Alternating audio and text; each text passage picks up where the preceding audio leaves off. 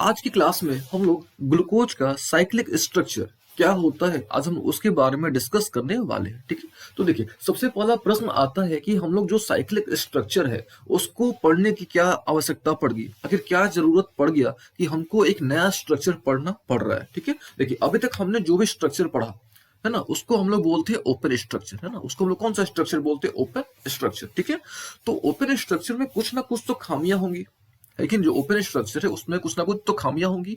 तो सबसे पहले हम लोग क्या करेंगे, उन खामियों को, यानी वो जो डिमेरिट्स है, वो जो लिमिटेशन है, सबसे पहले हम लोग उनको समझेंगे। ठीक है, अच्छा ये जो लिमिटेशन है इनको दूर करने के लिए हम लोग ने एक नया स्ट्रक्चर पढ़ना है जिसको हम लोग बोलते हैं साइक्लिक स्ट्रक्चर। ठीक है, तो चलिए सबसे पहले हम लोग जान लेते हैं कि जो ओपन स्ट्रक्चर है, जो अभी तक हमने स्ट्रक्चर पढ़ा ग्लूकोज का, वो कौन सा स्ट्रक्चर था? ओपन स्ट्रक्चर था।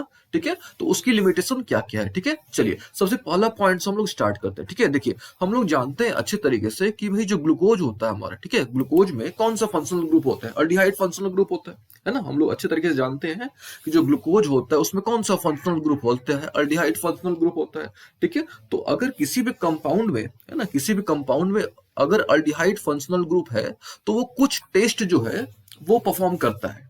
ठीक है, वो कुछ टेस्ट परफॉर्म करता है। अब कौन कौन से टेस्ट हैं? जैसे यहाँ पे हमने लिखा हुआ है that is 2,4-DNP test, 2,4-DNP test और स्किप टेस्ट, स्किप टेस्ट। ठीक है, तो हम लोग जानते हैं कि भाई जो ग्लूकोज है इसमें तो अल्डिहाइड है, इसमें जो फंक्शनल ग्रुप है वो क्या है? अल्डिहाइड है। तो अगर अल्डिहाइड है तो उसको परफॉर्म करना चाहिए ये वाला टेस्ट, 2,4-DNP टेस्ट परफॉर्म करना चाहिए या स्किप टेस्ट परफॉर्म करना चाहिए, है कि नहीं। तो ये जो कॉन्सेप्ट है ये ओपन स्ट्रक्चर से स्पष्ट नहीं हो पा रहा था। आ रही बात समझ में? चलिए अच्छा सेकंड हम लोग पॉइंट पे डिस्कस करते हैं। ये देखो सेकंड पॉइंट हमने यहाँ पे क्या लिखा हुआ है कि जो ग्लूकोज है आपका, ठीक है, ग्लूकोज है, ग्लूकोज के पास कौन सा ग्रुप है? फंक्शनल ग्रुप है, वो तो अल्डिहाइड है। लेकिन उसके बावजूद भी ये जो होता है आपका NaHSO3 यानी सोडियम हाइड्रोजन सल्फाइड से रिएक्शन नहीं करता है।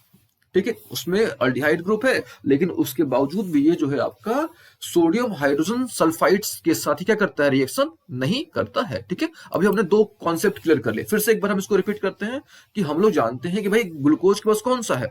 अल्डिहाइड ग्रुप है।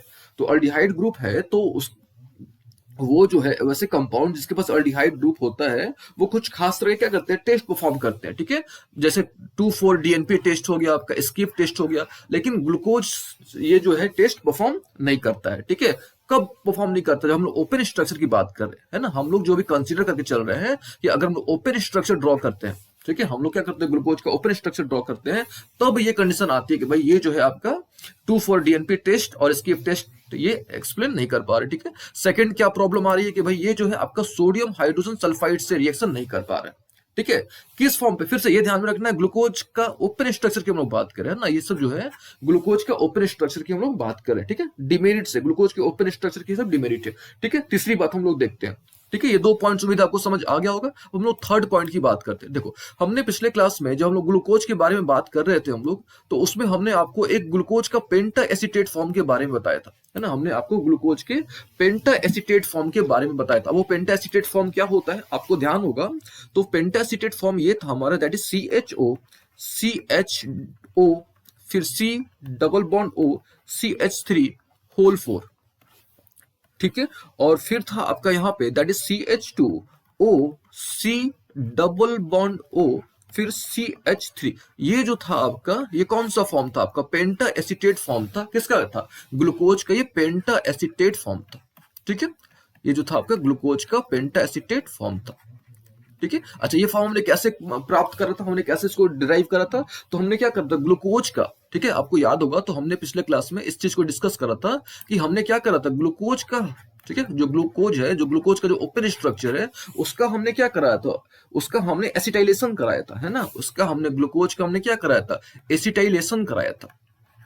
तो ग्लूकोज का एसिटाइलेशन कराया था तो हमको ये जो प्रोडक्ट मिला था that is glucose penta acetate, या इसको आप ऐसे बोल सकते हो कि हमको पेंटा एसीटेट फॉर्म मिला था। किसका फॉर्म मिला था? ग्लूकोज का हमको पेंटा एसीटेट फॉर्म मिला था। ठीक है, चले ये तो समझ आ गई बात। तो अगर आपका पेंटा एसीटेट फॉर्म मिला है ग्लूकोज का, ठीक है, तो पेंटा एसीटेट जो फॉर्म है वो जो होता है आपका हाइड्रोक्सिल एमाइन से क्या करता है? रिएक्ट करता है। ठीक है, आई बात समझ में? फिर से हमने ग्लूकोज का कौन सा फॉर्म पिछले क्लास में डिराइव करा था? हमने ग्लूकोज का पेंटा एसीटेट फॉर्म, है ना, पेंटा एसिटेट फॉर्म हमने क्या करा था, डिराइव करा था। और ये फॉर्म हमको कहाँ से मिला था, जो हमने क्या करा था, ग्लूकोज का हमने एसाइलेशन कराया था, ठीक है। और आपको याद होगा किसके प्रेजेंस में हमने कराया था, तो हमने एसिटिक एनहाइड्राइड के प्रेजेंस में, हमने जो है इसको एसिटिक एनहाइड्राइड के प्रेजेंस में हमने इसका एसाइलेशन कराया था, तो हमको ये फॉर्म मिला था, दैट इज पेंटा एसिटेट। तो पेंटा एसिटेट की खासियत होती है कि वो जो होता है आपका हाइड्रोक्सिल एमाइन से रिएक्ट करता है, ठीक है, हाइड्रोक्सिल एमाइन से क्या करता है, रिएक्ट करता है, ठीक है। लेकिन ये जो ओपन स्ट्रक्चर है ग्लूकोज का, यानी जो ये जो ग्लूकोज का जो पेंटा एसिटेट फॉर्म है, ये जो होता है हाइड्रोक्सिल एमाइन से रिएक्ट नहीं करता है, ठीक है। अच्छा, ये एक प्रॉब्लम आ गई, ठीक है। अच्छा, उसके बाद हम लोग जानते हैं कि ग्लूकोज जो होता है, ग्लूकोज जो होता है ये दो फॉर्म पे एग्जिस्ट करते हैं, ठीक है। जो ग्लूकोज होता है आपका, ये दो फॉर्म पे क्या करते हैं, एग्जिस्ट करते हैं। या इसको आप ऐसे बोल सकते हो कि ग्लूकोज के दो फॉर्म्स होते हैं, ठीक है। आप इसको ऐसे बोल सकते हो, जो ग्लूकोज होता है ये दो फॉर्म पे एग्जिस्ट करता है, या इसके दो फॉर्म्स होते हैं, ठीक है। अच्छा, कौन कौन सा दो फॉर्म होता है वो हम लोग थोड़ा समझ लेते हैं। एक जो होता है आपका, एक को बोलते हैं हम लोग अल्फा फॉर्म, हरी बात समझ में, एक को हम लोग क्या बोलते हैं, अल्फा फॉर्म, और जो दूसरा होता है हमारा, दैट इज बीटा फॉर्म। तो ये जो डिफरेंट फॉर्म पे जो एग्जिस्टेंस हो रहा है, इस चीज को भी जो है ग्लूकोज का जो ओपन स्ट्रक्चर है वो एक्सप्लेन नहीं कर पा रहा है। तो जो ओपन स्ट्रक्चर, इसमें काफी सारी खामियां हैं, काफी सारा इसमें इसका प्रॉब्लम है, या इसको बोल सकते हो कि इसमें काफी सारा क्या चीज लिमिटेशन है इसका, है ना। ये जो है ग्लूकोज की बहुत सारी प्रॉपर्टी को एक्सप्लेन नहीं कर पा रहा है, ठीक है। अच्छा, एक चीज जो सबसे इंपॉर्टेंट है वो आपने ध्यान में रखना है कि हम लोग जो जानते हैं कि जो ग्लूकोज होता है वो कौन सा शुगर होता है आपका, वो रिड्यूसिंग शुगर होता है ना। एक पॉइंट जो आपने हमेशा ध्यान रखना है कि हम लोग जानते हैं कि ग्लूकोज क्या होता है, रिड्यूसिंग शुगर होता है। या फिर इसको ऐसे समझो कि हम लोग जानते हैं कि जितने भी मोनोसैचुरेट्स होते हैं, है ना, जितने भी आपके मोनोसैचुरेट्स होते हैं वो सारे क्या चीज होते हैं, वो सारे के सारे आपके रिड्यूसिंग शुगर होते हैं। अच्छा, ग्लूकोज जो है वो क्या है आपका, ग्लूकोज जो है आपका वो तो मोनोसैचुरेट्स है कि नहीं। इसका मतलब ये हुआ कि भाई जो ग्लूकोज है ये भी आपका कौन सा शुगर है, रिड्यूसिंग शुगर है, ठीक है।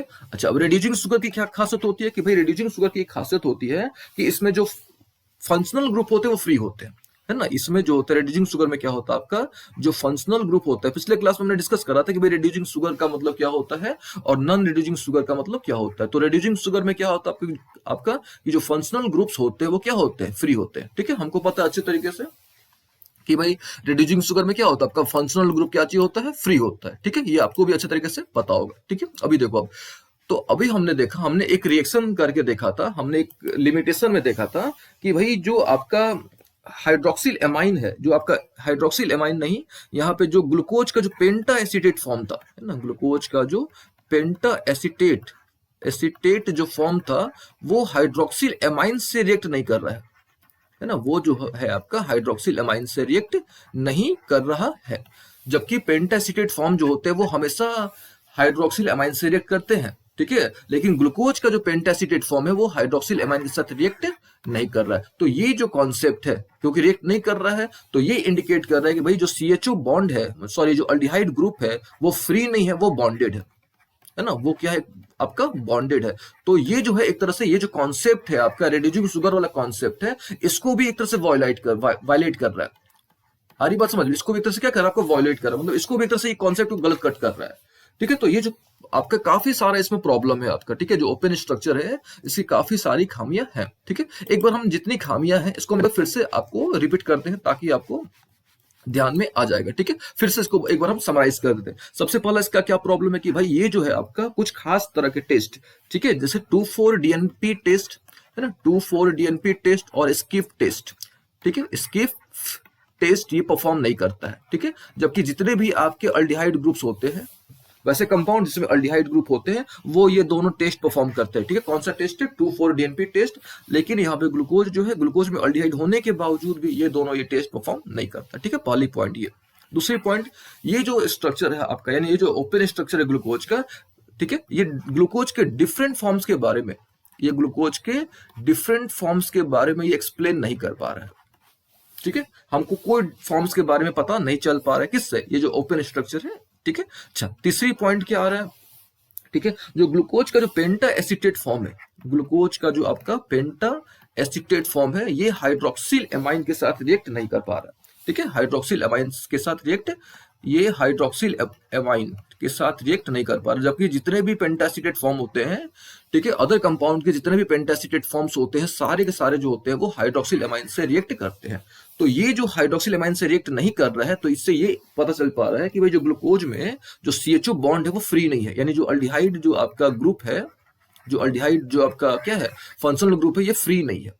आ रही बात समझ में? अच्छा, फ्री नहीं है इसका मतलब भाई ग्लूकोज क्या हो गया आपका, कौन सा शुगर हुआ, नॉन रिड्यूसिंग शुगर हो गया, जो कि गलत है कि नहीं? तो इसमें काफी सारी खामियां हैं, ठीक है। अच्छा, अब हम लोग क्या करते हैं, थोड़ा समझ लेते हैं कि भाई जो डिफरेंट फॉर्म्स हैं ग्लूकोज के, ये कौन कौन से हैं, ठीक है। ये जो डिफरेंट फॉर्म्स हैं ग्लूकोज के, ये कौन कौन से डिफरेंट फॉर्म्स है, ठीक है। तो देखिए, ग्लूकोज के दो डिफरेंट फॉर्म्स होते हैं, ठीक है। ग्लूकोज के आपके दो डिफरेंट फॉर्म्स होते हैं, ठीक है। तो हम एक तरफ जो यहाँ पे है, एक तरफ हम लिखते हैं अल्फा ग्लूकोज, ठीक है, या उसको आप ऐसे बोलो अल्फा फॉर्म, ठीक है। एक तरफ हम यहाँ पे लिख रहे हैं अल्फा फॉर्म और दूसरी तरफ हम लोग यहाँ पे लिख रहे हैं बीटा फॉर्म, यानी ग्लूकोज के दो फॉर्म्स होते हैं, अपने ध्यान में रखना है, ठीक है। जो ग्लूकोज होता है इसके दो फॉर्म्स होते हैं, एक अल्फा फॉर्म होता है, दूसरा जो होता है बीटा फॉर्म होता है, ठीक है। अच्छा, अल्फा फॉर्म जो है, अल्फा फॉर्म का जो मेल्टिंग पॉइंट होता है, ठीक है, अल्फा फॉर्म जो है इसका जो मेल्टिंग पॉइंट होता है दैट इज 419 यानी 419 केल्विन, पहले पॉइंट। ये दोनों का मेल्टिंग पॉइंट में काफी डिफरेंस है। तो पहला जो है अल्फा फॉर्म है, इसका जो मेल्टिंग पॉइंट है दैट इज 419 केल्विन, ठीक है। अच्छा, इसका जो मेल्टिंग पॉइंट है ना, यानी बीटा फॉर्म का जो मेल्टिंग पॉइंट है 423 केल्विन है।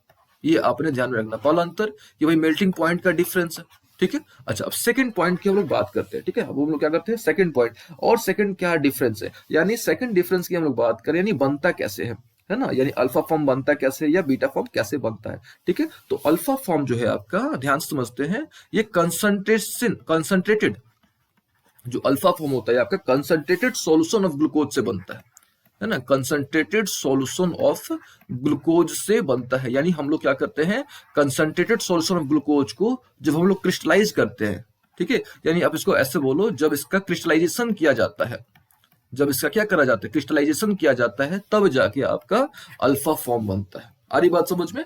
अच्छा, बीटा फॉर्म कब बनता है, तो बीटा फॉर्म जो है आपका, जब हम लोग, ठीक है, बीटा फॉर्म, अल्फा फॉर्म समझ आ गया कि अल्फा फॉर्म कब बनता है, कि जब भी हम लोग क्या करते हैं, कंसंट्रेटेड सॉल्यूशन ऑफ ग्लूकोज, है ना, कंसंट्रेटेड सॉल्यूशन ऑफ ग्लूकोज का हम लोग क्या करते हैं, क्रिस्टलाइजेशन करते हैं, तब जाके हमको अल्फा फॉर्म मिलता है, ठीक है। अच्छा, बीटा फॉर्म कब मिलता है, जब हम लोग एक्वस सॉल्यूशन, ठीक है, एक्वस सॉल्यूशन, यहां देखो आप, यहाँ पे कंसंट्रेटेड सॉल्यूशन है, ठीक है, यहाँ पे क्या है, कंसंट्रेटेड सॉल्यूशन है, लेकिन यहाँ जो है आपका, यहाँ भी आपको मिलेगा, क्रिस्टलाइजेशन करने पर ही मिलेगा, लेकिन किस तरह का सॉल्यूशन, एक्वस सॉल्यूशन, ये अपने ध्यान में रखना है।